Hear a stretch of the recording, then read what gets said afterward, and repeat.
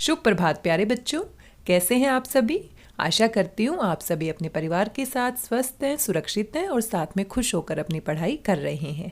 प्यारे बच्चों, आज के इस वीडियो में आप सभी का स्वागत है और आज हम पढ़ने वाले हैं हमारी हिंदी की कार्यपत्रिका क्रम संख्या 161। आज की हमारी कार्यपत्रिका हमारे पाठ मुफ्त ही मुफ्त से संबंधित है। सबसे पहले ऊपर दी गई जानकारी आपको अपनी हिंदी की कॉपी में लिखनी है। सबसे पहले आप लिखेंगे हिंदी कार्यपत्रिका क्रम संख्या 161, दिनांक 4 फरवरी 2021, कक्षा 4, जो भी आपका सेक्शन है A, B, C के स्थान पर आप लिख सकते हैं अ, ब या स। पाठ्य पुस्तक आपकी रिमझिम है। पाठ हमारा है मुफ्त ही मुफ्त। विद्यार्थी का नाम यहाँ पर आपको अपना नाम लिखना है। शिक्षक या शिक्षिका का नाम यहाँ पर आपको अपने हिंदी के अध्यापक या हिंदी की अध्यापिका का नाम लिखना है। आइए शुरू करते हैं आज की हमारी कार्यपत्रिका। नमस्ते प्यारे बच्चों, कैसे हैं आप। बच्चों, पिछली कार्यपत्रिका में आपने भीखू भाई के बारे में जाना। वो कितने कंजूस थे, कितने लालची थे और एक छोटे से नारियल के लिए वो कितनी मेहनत करते हैं। भीखू भाई नारियल खरीदने के लिए 2 रुपए नहीं देना चाहते, उसके बाद वो 1 रुपए भी नहीं देना चाहते और अंत में उनका लालच इतना बढ़ जाता है कि उनको लगता है मुफ्त में ही उनको नारियल मिल जाए। आइए आज हम इस कहानी के माध्यम से कुछ नया सीखते हैं। सबसे पहला प्रश्न आपको दिया गया है। नीचे पाठ से ली गई कुछ पंक्तियां लिखी हैं, इन्हें बोलकर पढ़िए और गहरे रंग के शब्दों पर ध्यान देते हुए कोष्ठक में से उपयुक्त शब्द चुनकर खाली स्थानों को भरिए। प्यारे बच्चों, आपके पाठ से कुछ पंक्तियां दी गई है और बीच में कुछ शब्दों के खाली स्थान है। आपको सही शब्द का चुनाव करके अपने खाली स्थान को पूरा करना है। सबसे पहला वाक्य है क। ओहो, अब मुझे बाजार जाना पड़ेगा, उन्होंने खाली स्थान पत्नी लाबूबेन से कहा। और बीच में आपको 2 शब्द दिए गए हैं, अपनी या अपना। तो पत्नी के लिए हम कौन सा शब्द प्रयोग करेंगे? अपनी। ओहो, अब मुझे बाजार जाना पड़ेगा, उन्होंने अपनी पत्नी लाबूबेन से कहा। तो खाली स्थान में हम क्या लिखेंगे? अपनी। ख भाग में देखते हैं। बहुत अच्छे, मेरी तो किस्मत खुल और गई या गया। तो किस्मत के साथ क्या लगेगा? गई। बहुत अच्छे, मेरी तो किस्मत खुल गई। तो खाली स्थान में क्या भरना है आपको? गई। ग भाग में देखते हैं। वहां से माली को देखकर उसने पूछा, ये नारियल कितने में? खाली स्थान बेचोगे या बेचोगी? तो माली हमारा क्या है? पुल्लिंग है और उसके साथ क्या लगेगा? बेचोगे। वहां से माली को देखकर उसने पूछा, ये नारियल कितने में बेचोगी? सागर के किनारे एक नाव वाला खाली स्थान था। तो नाव वाला क्या है? पुल्लिंग है और उसके साथ क्या लगेगा? बैठा था। अगर स्त्रीलिंग होता तो उसके साथ हम क्या लगाते? बैठी। प्यारे बच्चों, पुल्लिंग और स्त्रीलिंग आप अच्छे से जानते हैं। जिन शब्दों से हमें स्त्री जाति का बोध होता है उन्हें हम स्त्रीलिंग कहते हैं और जिन शब्दों से हमें पुरुष जाति के बारे में पता चलता है उनको हम पुल्लिंग कहते हैं। सागर के किनारे एक नाव वाला बैठा था। ड भाग में है, अरे भाई, एक नारियल कितने में? दोगे या दोगी? तो भाई किसके लिए आएगा? पुल्लिंग के लिए। तो क्या होगा इसमें? दोगे। अरे भाई, एक नारियल कितने में दोगे? च भाग है। भीखू भाई खाली स्थान छड़ी से टेक लगाकर सोचने लगे। तो छड़ी हमारा फिर से क्या है? स्त्रीलिंग और इसके साथ क्या आएगा? अपनी। भीखू भाई अपनी छड़ी से टेक लगाकर सोचने लगे। और छ भाग है। लाबूबेन अपने कंधे उचकाकर, अब लाबूबेन क्या है? स्त्रीलिंग है। तो बोली या बोला क्या आएगा? बोली। खाना है तो जाना है। लाबूबेन अपने कंधे उचकाकर बोली, खाना है तो जाना है। प्यारे बच्चों, इस प्रकार से इन सभी वाक्यों को आपने पूरा करना है और आपने साथ में पाठ भी पढ़ा है। तो पाठ में से ही आपके वाक्य दिए गए हैं, तो आप अच्छे से समझ गए हैं कि कौन सा शब्द सही है और कौन सा शब्द गलत है। आइए हमारा दूसरा प्रश्न देखते हैं। नीचे दिए गए चित्रों के सामने लिखे शब्दों के सही स्त्रीलिंग चुनकर उन पर टिक का निशान लगाइए। प्यारे बच्चों, यहाँ पर आपको एक चित्र दिया गया है और साथ में जो शब्द दिया गया है उसका आगे स्त्रीलिंग शब्द भी दिया गया है। कुछ सही है और कुछ गलत है। तो आपको सही शब्द के सामने क्या लगाना है? सही का निशान लगाना है। सबसे पहले चित्र में आप देख रहे हैं मोर, और मोर हमारा क्या है? पुल्लिंग है। अब मोर का स्त्रीलिंग क्या होगा? मोरनी, मैना, मुर्गी। तो मोर का क्या होगा? मोरनी। और मोरनी के सामने आपने क्या लगाना है? टिक का निशान लगाना है, सही का निशान लगाना है। दूसरा हमारा चित्र किसका है? बैल का है। और बैल के लिए स्त्रीलिंग शब्द क्या होता है? गाय, बैलिन, गाय। तो सबसे सही शब्द कौन सा है? गाय। गाय के सामने क्या लगाएंगे? सही का निशान। अगला हमारा चित्र है वीर, और वीर का स्त्रीलिंग आपको बताना है वीरांगना, वीरा, वीरांगनी। तो सही शब्द क्या होगा? वीरांगना। वीर, वीरांगना। वीरांगना के सामने आपको क्या लगाना है? टिक का निशान यानी सही का निशान लगाना है। आइए आगे बढ़ते हैं, हमारा प्रश्न नंबर 3 देखते हैं। नीचे लिखी पंक्तियों में आए गहरे रंग के शब्दों पर ध्यान देते हुए उदाहरण के अनुसार इन वाक्यों को दोबारा लिखिए। उदाहरण, अरे भाई एक नारियल कितने में दोगे? अरे बहन एक नारियल कितने में दोगी? तो भाई का हमने क्या कर दिया? स्त्रीलिंग बना दिया, और जैसे ही हमने वाक्य में भाई के स्थान पर बहन लिखा तो वाक्य भी हमारा बदल गया। अरे बहन एक नारियल कितने में दोगी? पहले वाले वाक्य में भाई के साथ क्या लगा है? दोगे, और यहाँ पर क्या लगा है? दोगी। प्यारे बच्चों, क और ख जो वाक्य हैं उनको भी आपने इसी प्रकार से स्त्रीलिंग या पुल्लिंग में बदलना है। काका, ये कोई पूछने वाली बात है। प्यारे बच्चों, काका हमारा पुल्लिंग है और इसका हमें स्त्रीलिंग बनाना है, तो काका के स्थान पर क्या लिखेंगे? काकी। काकी, ये कोई पूछने वाली बात है। इस तरह से अपने वाक्य को दोबारा से हम लिखेंगे। ख भाग में देखते हैं, माली ने जवाब दिया जो पसंद आए ले जाओ। अब माली क्या है? ये भी पुल्लिंग है, और आपने किस में बदलना है? स्त्रीलिंग में बदलना है। तो माली के स्थान पर क्या लिखेंगे? मालिन। मालिन ने जवाब दिया जो पसंद आए ले जाओ। इस तरीके से दोनों शब्दों के लिंग में परिवर्तन करके हम नया वाक्य बनाएंगे। आशा करती हूँ आपको सवाल समझ में आया होगा और बड़ी ही आसानी से आप इसको अपने हिंदी की कॉपी में सुंदर सुंदर लिखाई में पूरा करेंगे। आइए अगला प्रश्न देखते हैं, प्रश्न संख्या 4। यदि भीखूबाई नारियल को न छोड़ते तो क्या होता? प्यारे बच्चों, अब आपको सोचना है, यदि हमारे भीखू भाई नारियल को नहीं छोड़ते तो क्या होता? अगर वो नारियल को नहीं छोड़ते, वो नीचे नहीं गिरते, और नीचे नहीं गिरते तो उनके सर के ऊपर भी नारियल नहीं गिरता। प्यारे बच्चों, अगर भीखू भाई ऊंट वाले और घुड़सवार की बात नहीं सुनते और उनके द्वारा दिए जाने वाले पैसों के बारे में अगर नहीं सोचते तो शायद वो नारियल को नहीं छोड़ते, और नहीं छोड़ते तो वो सभी जमीन पर गिरते भी नहीं। आइए अगला प्रश्न देखते हैं, प्रश्न संख्या 5। यदि आप भीखूबाई की जगह होते तो आप नारियल कहाँ से लेते? प्यारे बच्चों, अब आपको सोचना है कि आप 2 रुपये में नारियल खरीद लेते, या फिर आप 1 रुपये में नारियल खरीदते, या फिर 50 पैसे में, या फिर आप 25 पैसे में, या आप भी लालची बनकर भीखूबाई की तरीके से ऐसे ही घूमते रहते और कहाँ पहुँच जाते? नारियल के पेड़ पर पहुँच जाते। तो आप खुद सोचिए और बताइए आप नारियल कहाँ से लेते। तो ये सभी बच्चों को अपने मन से सोचकर बताना है। आप 2 रुपये में दुकान से भी खरीद सकते थे, आप 1 रुपये में मंडी से खरीद सकते थे, आप 50 पैसे में कहाँ से खरीद सकते थे? बंदरगाह से भी खरीद सकते थे, और आप 25 पैसे में बगीचे से खरीद सकते थे। तो आप कहाँ से खरीदना चाहेंगे? उसी का उत्तर आपने यहाँ पर लिखना है। नोट भी दिया गया है। अधिक अभ्यास के लिए अभ्यास पुस्तिका की पृष्ठ संख्या 69 और 111 को करें। प्यारे बच्चों, 69 को ही हम हिंदी में क्या कहते हैं? 69। आप इस संख्या को याद कर लीजिए। और 111 111 को हम क्या कहते हैं? 111। सभी बच्चों को हिंदी में गिनती भी आनी चाहिए। आइए देखते हैं पृष्ठ संख्या 69 और 111 पर कौन से सवाल दिए गए हैं। प्यारे बच्चों, ये हमारा पृष्ठ संख्या 69 है। आइए देखते हैं क्या पूछा गया है। नीचे दर्शाए गए चित्रों को पहचानिए व उदाहरण के अनुसार लिंग बदल कर लिखिए। तो एक चित्र आपको दिखाई दे रहा है, सबसे पहले रानी का चित्र है, और रानी का लिंग परिवर्तन करेंगे तो पुल्लिंग क्या होगा? राजा। दूसरा चित्र ध्यान से देखिए, ये कौन है? कुम्हार है, और कुम्हार का अगर हम स्त्रीलिंग लिखेंगे तो क्या होगा? कुम्हारिन। अगला चित्र किसका है? दर्जी का, और दर्जी का अगर हम स्त्रीलिंग बोलेंगे तो क्या होगा? दर्जिन। आगे आपकी क्या है? अध्यापिका, तो अध्यापिका का पुल्लिंग क्या होगा? अध्यापक। शिक्षिका या अध्यापिका, दोनों ही सही हैं, तो शिक्षक या अध्यापक आप लिख सकते हैं। आगे हमारा क्या है? दादी, और दादी का क्या होगा? दादा।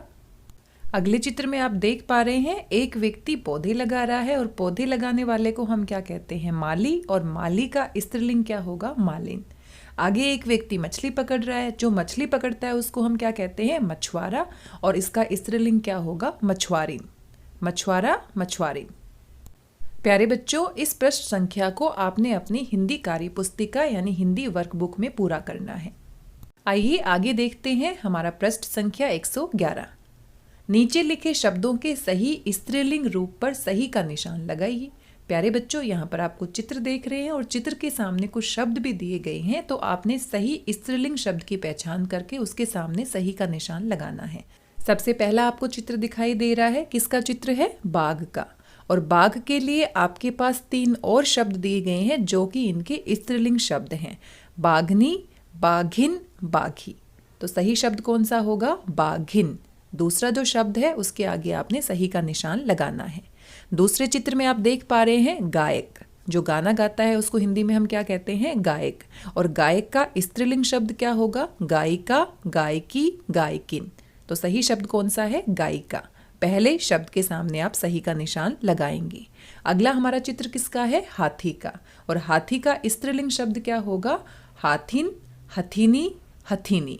तो सही शब्द कौन सा है? हथिनी। दूसरा जो शब्द है वो सही है, उसके सामने आप सही का निशान लगाएंगे। अगला हमारा चित्र किसका है? माली का। और आपने पहले भी पढ़ा है माली का स्त्रीलिंग शब्द क्या होगा? मालिन। अगला हमारा चित्र है बैल। और बैल का सही शब्द क्या होगा? बैलिन, गाय, गाय। तो सही शब्द कौन सा है? दूसरा, गाय। गाय के सामने सही का निशान लगाना है। अगला हमारा चित्र किसका है? लोहार। जो लोहे के बर्तन बनाता है, लोहे के सामान बनाता है, उसको हम क्या कहते हैं? लोहार। तो इसका सही शब्द कौन सा होना चाहिए? लोहारी, लोहारिन, लोहारन। तो सही कौन सा है? दूसरा शब्द, लोहारिन। इसके सामने सही का निशान लगाएंगे। अगला हमारा चित्र है सांप का। और सांप का हमारा सही स्त्रीलिंग शब्द क्या होगा? सांपनी, सांपिन, सांपिनी। तो सही शब्द कौन सा है? सांपिन। यानी दूसरे शब्द के सामने सही का निशान लगाएंगे। प्यारे बच्चों, आपके घरों में हो सकता है सांपनी भी बोलते होंगे, स्थानीय भाषा में, लोकल लैंग्वेज में हम बोलते हैं, लेकिन आपने शुद्ध शब्द का चुनाव करना है, सांप, सांपिन। इसी प्रकार से लोहार का काफ़ी जगह पर गांव में हम बोलते हैं, लोहारन भी बोलते हैं, लोहारी भी बोलते हैं, लेकिन सही शुद्ध शब्द कौन सा है? लोहारिन। अगला हमारा चित्र है वीर। और वीर का शुद्ध शब्द क्या है? स्त्रीलिंग, वीरांगना। वीर, वीरांगना।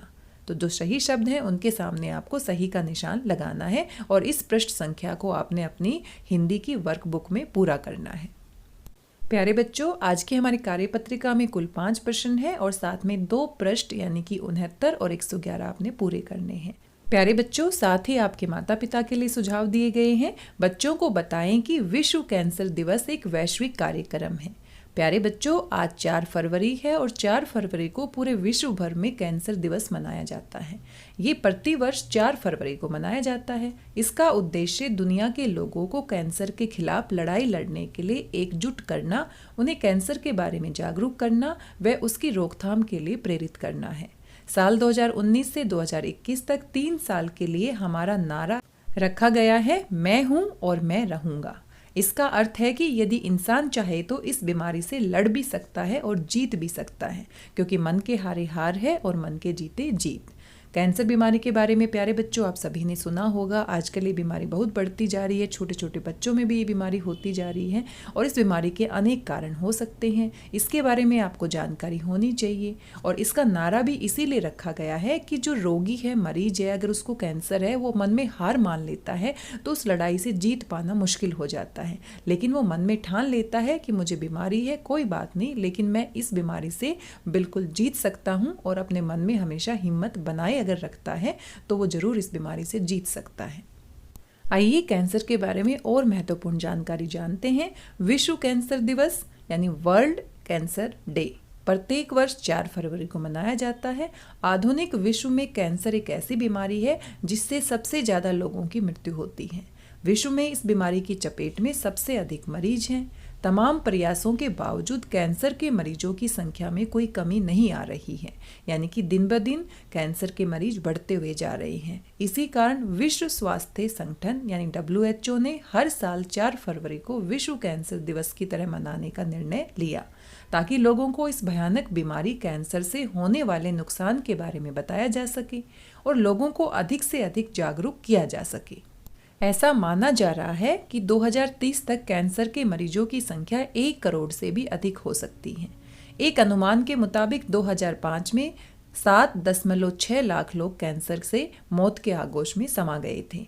इतनी बड़ी संख्या में लोगों के मरने से और विश्व स्तर पर इस बीमारी के फैलने से सब चिंतित हैं। इसीलिए इस बीमारी के बारे में सही जानकारी होना जरूरी है। अगर हमें इस बीमारी के बारे में सही जानकारी होगी तो पहले ही हम इससे बचाव कर सकते हैं और सावधानी बरतने से इस बीमारी से हम बच सकते हैं।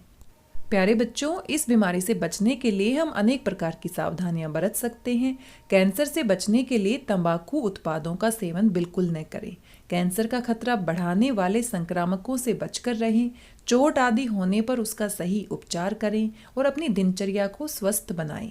कैंसर के ज़्यादातर मामलों में फेफड़े और गालों के कैंसर देखने में आते हैं, जो तंबाकू उत्पादों का अधिक सेवन करने का नतीजा होता है। तंबाकू उत्पाद यानी कि बीड़ी, सिगरेट और जो नशा करने वाले पदार्थ होते हैं जैसे कि गुटखा होता है, इन तंबाकू उत्पादों से फेफड़े के कैंसर होने की संभावना बहुत बढ़ जाती है। तो जितना हो सके इनसे दूर रहना चाहिए। ऐसे मामलों में उपचार बेहद जटिल हो जाता है और मरीज के बचने के चांस भी कम हो जाते हैं। इसके साथ ही आजकल महिलाओं में स्तन कैंसर काफ़ी ज़्यादा देखने में आ रहा है, जो बेहद खतरनाक होने के साथ साथ काफ़ी पीड़ादायक होता है।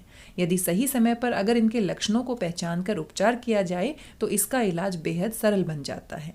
इसके लिए समय समय पर अगर आपको कोई समस्या है, अगर आपको किसी स्थान पर दर्द हो रहा है, कोई गांठ बन गई है और आपको कुछ अच्छा नहीं लग रहा है, तो हमें डॉक्टर के पास जाकर जांच जरूर करवानी चाहिए। कैंसर से सबसे ज़्यादा खतरा होता है युवाओं को। तो आजकल की भागदौड़ भरी जिंदगी में खुद को तनाव मुक्त रखने के लिए धूम्रपान का सहारा लेना पड़ता है। विश्व को कैंसर मुक्त करने के लिए आप भी कदम बढ़ाएं और खुद और अपने सगे संबंधियों को तंबाकू, सिगरेट, शराब आदि से दूर रहने की सलाह दीजिए। प्यारे बच्चों, अगर आपके घर में या पड़ोस में कोई तंबाकू का सेवन करता है, शराब या सिगरेट पीता है, तो आप उनको भी जागरूक कर सकते हैं, बता सकते हैं कि इनका सेवन करने से कैंसर बढ़ने के चांसेस बहुत हो जाते हैं। कैंसर जैसी जानलेवा बीमारी से बचने के लिए हमें एक स्वस्थ जीवन शैली अपनानी चाहिए। सही समय पर उठना, सही समय पर सोना, सही मात्रा में खाना और घर का बना खाना। बाहर का जो फास्ट फूड होता है जिसको हम बड़े चाव से खाते हैं, उससे भी कैंसर बढ़ने की संभावना बढ़ जाती है। हर व्यक्ति कैंसर के जोखिम को कम करने के लिए स्वस्थ जीवन शैली के विकल्प को अपना सकता है। हमें रोजाना एक्सरसाइज करनी चाहिए, योगासन करना चाहिए। प्रारंभिक अवस्था में कैंसर का पता लगाने और समय पर चिकित्सीय देखभाल से जीवन बचाया जा सकता है। अगर कोई गांठ बन गई है शरीर में या कहीं पर दर्द हो रहा है या कुछ ऐसी लक्षण हमें दिखाई दे रहे हैं जो सामान्य नहीं है, तो हमें डॉक्टर की सलाह जरूर लेनी चाहिए। अगर सही समय पर कैंसर के बारे में पता चल जाता है तो उसका इलाज करना आसान हो जाता है और मरीज को बचाया जा सकता है। कैंसर पीड़ित और उनकी देखभाल करने वाले लोग कैंसर से निपटने में मदद के लिए दूसरों का सहयोग ले सकते हैं और साथ में अपने मन में हिम्मत बनाए रखना बहुत जरूरी होता है। सही सहयोग के साथ कैंसर से पीड़ित लोग सफलतापूर्वक काम पर वापस लौट सकते हैं।